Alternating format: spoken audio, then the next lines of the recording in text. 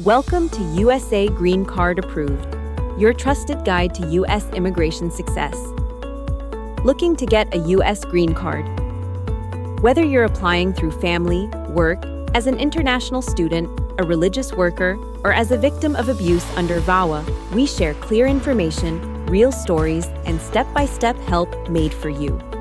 We simplify the process and equip you with information approval of your green card. Subscribe now. Your journey starts here. Hi everyone, welcome to my YouTube channel, US Green Card Approved. My name is Gertrude Onuoha. Today we're going to be talking about something that's amazingly important, extremely important, which is why your credentials matter when it comes to the EB-1A rather than your field. A lot of people keep asking which field is the best when it comes to the EB-1A. And again, that question is understandably so. It's a very reasonable question, but keep in mind, it's not about your field. It's about your credentials. It is about what you carry. It's about what you are able to show. Do you understand? So your credentials trump your field. Under the law, you could apply if you are in the field of arts. If you are in the arts, you can apply. If you're in the science, you can apply. If you are in engineering, education, business, IT, you can certainly make that application as long as you can show that you are a person of extraordinary ability. You intend to come into the United States to carry out your work in the area of extraordinary ability, and your work will substantially benefit the United States. Hi guys, today we're going to really dig into this question as to whether your field trumps your credentials. In my humble opinion, I've been doing this now for a couple of years, your credentials scream the loudest, not your field. Because at the end of the day, even if you are in engineering, but you cannot meet the legal requirements, then you're not going to get an approval. If you are in the biomedical field and you don't meet the requirements, you don't have what it takes to get a case approved, then you're not going to get approved.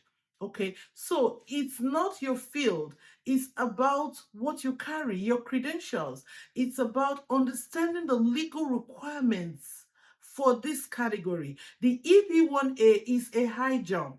It requires a lot. It requires you to show a lot of things, and you have to show that you have to be robust.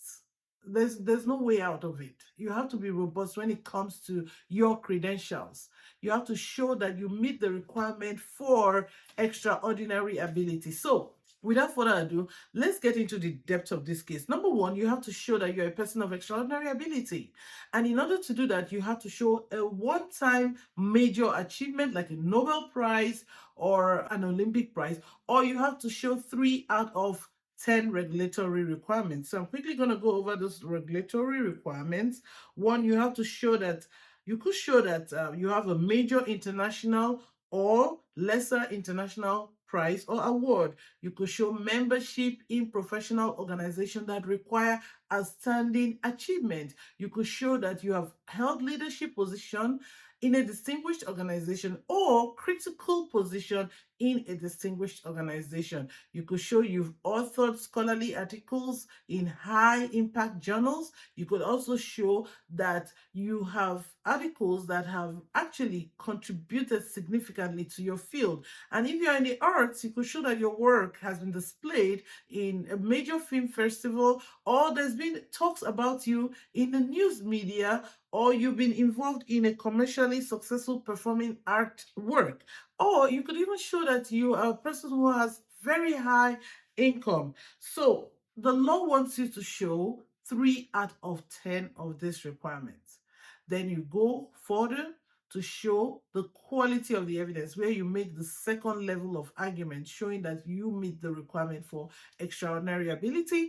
And then you move to the second requirement showing that you intend to work in the area of extraordinary ability. And finally, you have to show that your work is substantially going to benefit the United States. So these are the legal requirements. Now, it really doesn't matter whether you're in the arts, whether you're in business, whether you're in IT, or even in engineering, right? Because some people have this notion that those who are in the sciences are only those who are likely to get approved. Really, that's not correct. That's not correct. What makes the difference is your credentials. Listen, when it comes to the EB2 NIW or EB-1A, which could be similar in some ways, it's all about your credentials.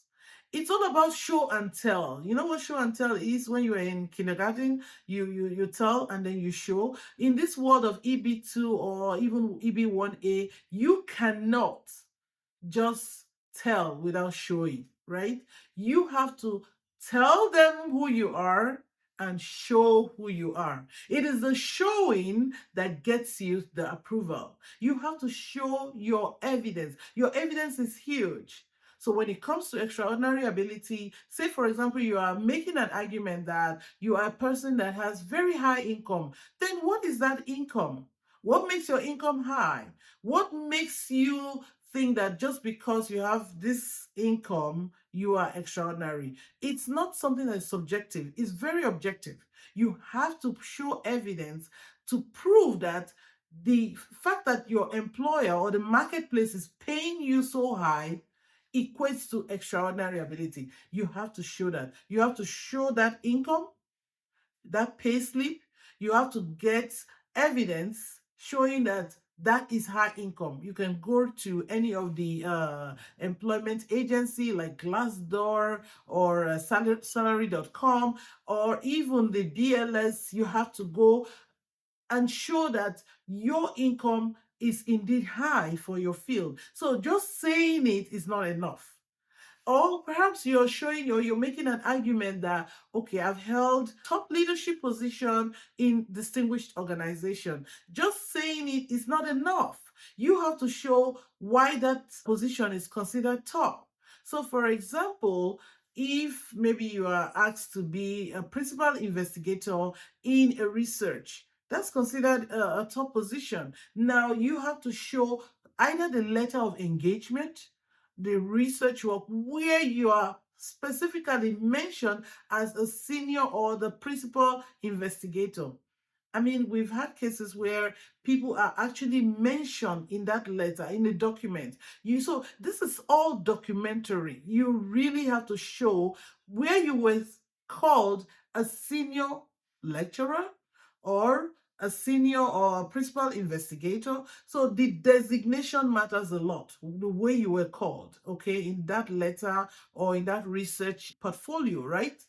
And then in showing also that you've done critical projects, you can show reports. You can show awards, you can show recognitions, right? You can show letters of recommendations. So it's all about the documents you are able to put forward to establish your case.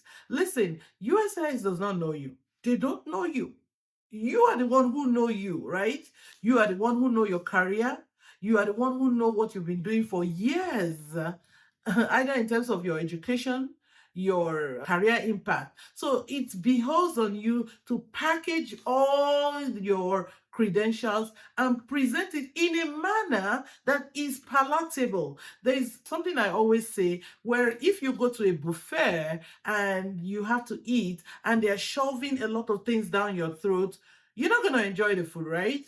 So it's not even enough to have the credentials. The way and manner you package yourself, right? The way and manner you present the credentials in a way that is palatable, not discouraging to the officer, right? In the way and manner you even arrange and organize the evidence, it matters.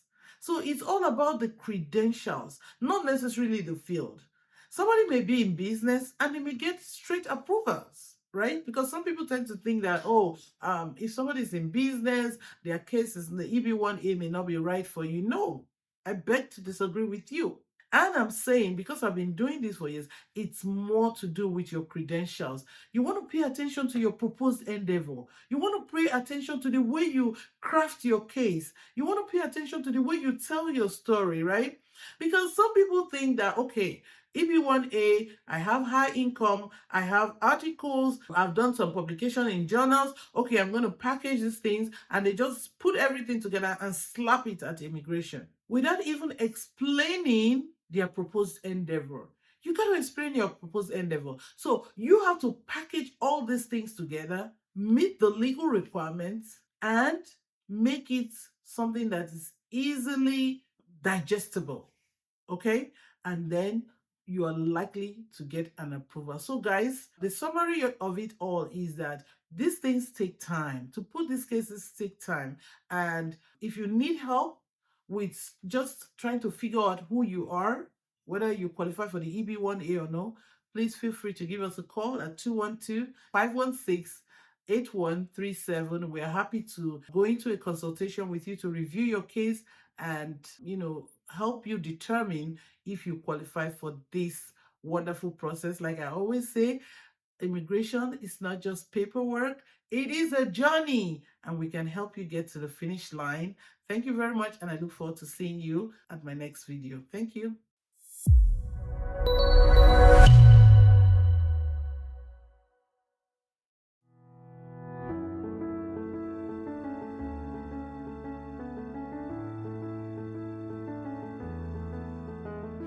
I hope you found valuable information today.